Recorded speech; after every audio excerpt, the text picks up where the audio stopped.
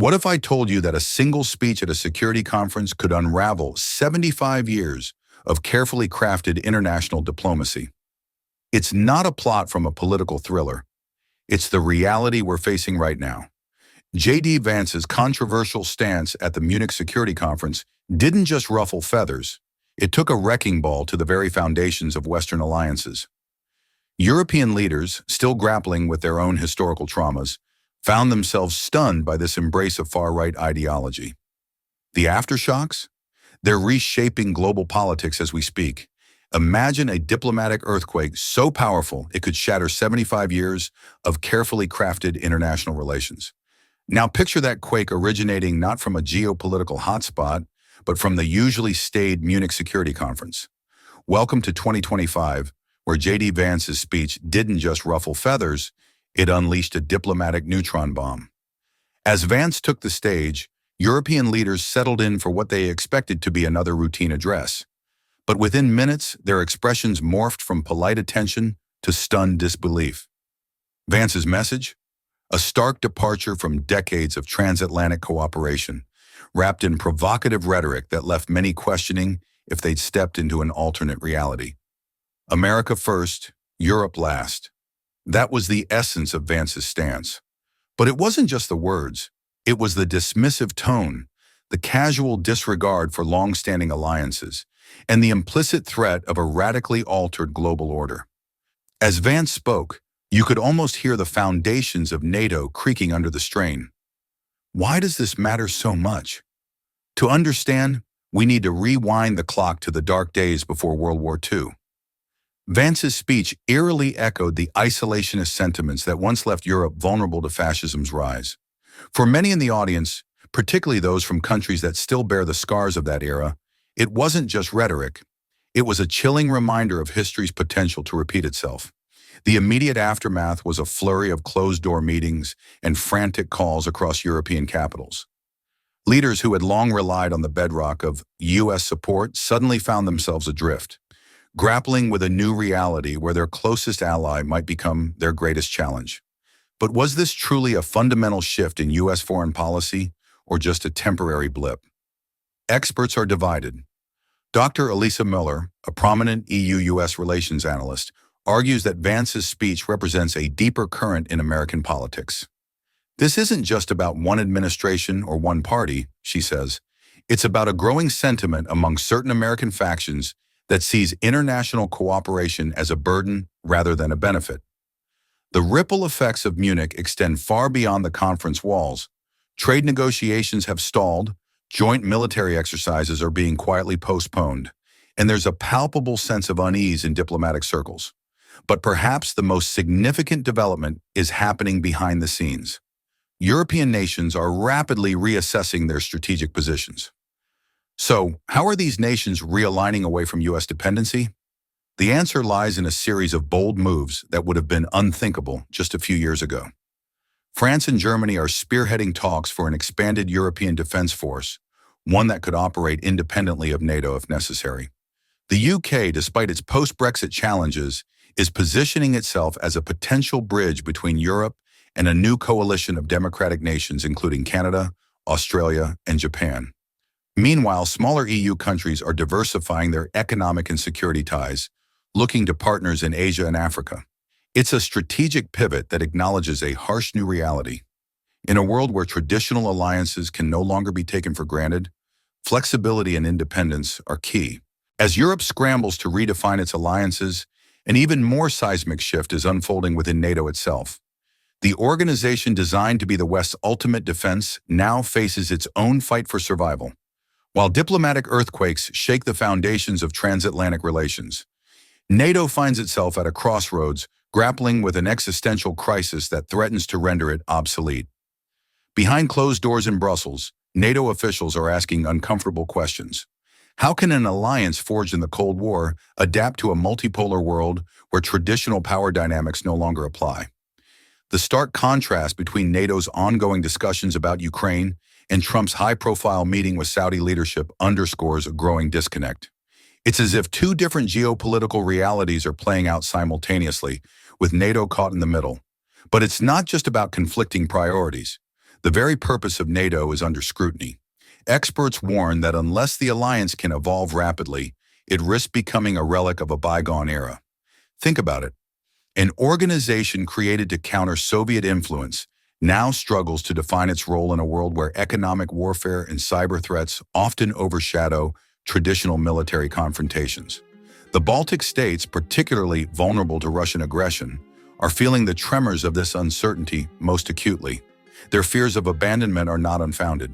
As larger NATO members debate the alliance's future, smaller nations are left wondering, in a crisis, would NATO still have their backs?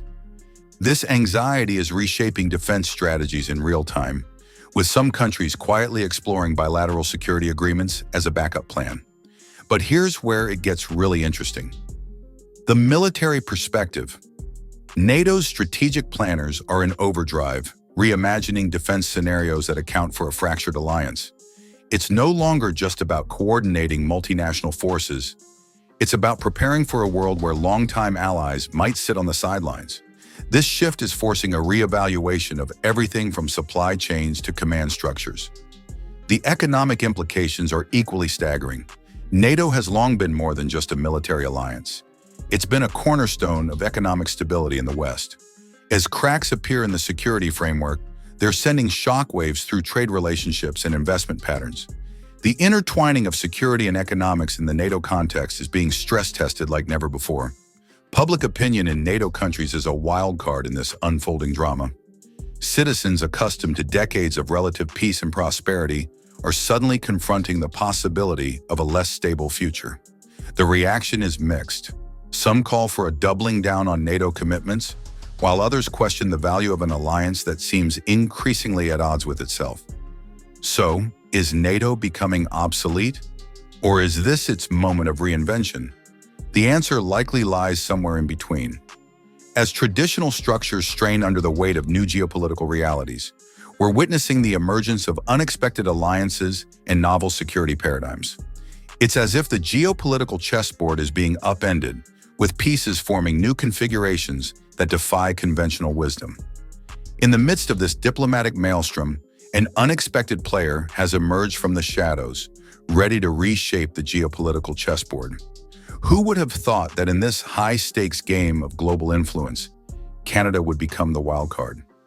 As traditional alliances crumble and new fault lines emerge, the Great White North is positioning itself as the bridge between a fractured West. The turning point? A seemingly trivial confrontation over a Canadian flag pin at a global conference. But don't be fooled by its apparent insignificance. This incident has become a symbol of the tectonic shifts occurring beneath the surface of international relations.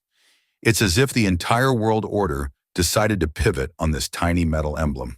Charlie Angus, a Canadian politician, pulled back the curtain on this diplomatic drama, offering us a rare glimpse into the private turmoil of European leaders. Behind closed doors, these titans of geopolitics are grappling with a new reality that's upending decades of established norms.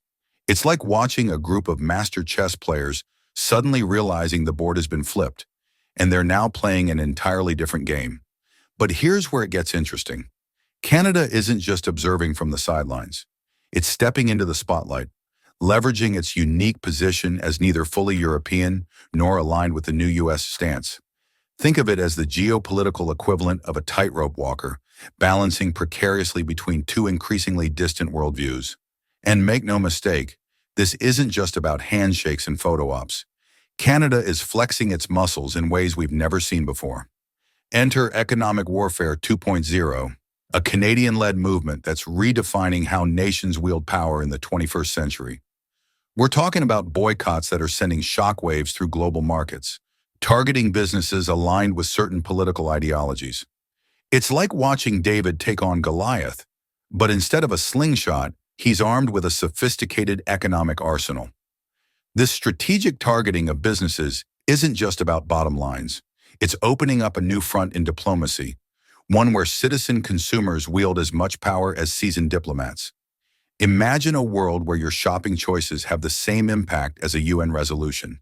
That's the reality we're hurtling towards. But how is Canada navigating these treacherous diplomatic waters on the world stage? It's a delicate dance, to say the least. On one hand, They're positioning themselves as the rational voice in a room full of shouting matches.